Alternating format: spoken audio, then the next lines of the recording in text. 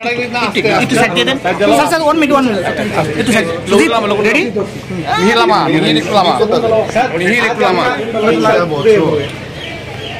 মুখ্যমন্ত্রীর দায়িত্ব আমি পেয়েছি এবং 3টা বছর দেখতে দেখতে চলে গেল।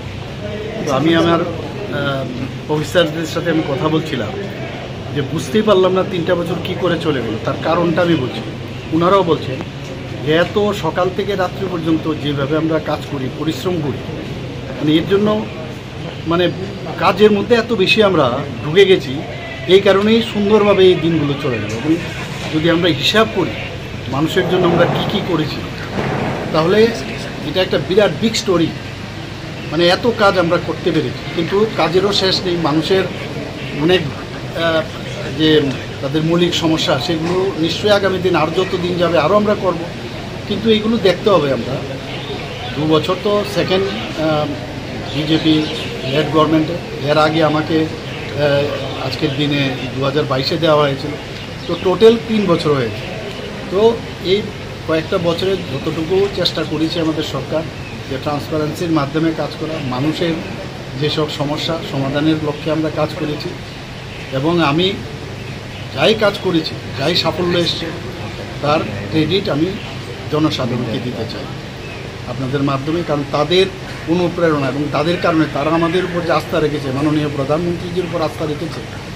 আজকে সেন্ট্রাল গভর্নমেন্ট থেকে যেসব প্রকল্প যা ওনারা সেন্ট্রাল থেকে পাঠাচ্ছেন, এবং আমাদের ত্রিপুরা সরকারও যে প্রকল্পগুলো যোজনা করছে, সেগুলো ইমপ্লিমেন্টেশন আমরা করতে পারছি। এবং তার রিপোর্টও আমরা যখন আমরা নেই, আমরা দেখেছি খুব ভালো রিপোর্ট আসছে। তো এর জন্য একটা স্যাটিসফ্যাকশন আসে যে মানুষ যেহেতু আমাদের উপর আস্থা রেখেছে, এর জন্য এগুলো সম্ভব হচ্ছে। সবাইকে ধন্যবাদ। স্যার, এই কম সময়ে কোন সেক্টরে আপনি आपका सक्सेस मिला है और किस सेक्टर को और भी आगे लेके जाना सक्सेसफुल हुआ है? सभी सेक्टर में। आप हेल्थ को लेके लीजिए, एजुकेशन में आप देखिए, कल विद्या ज्योति का रिजल्ट आप देखे हो कितना अच्छा हुआ।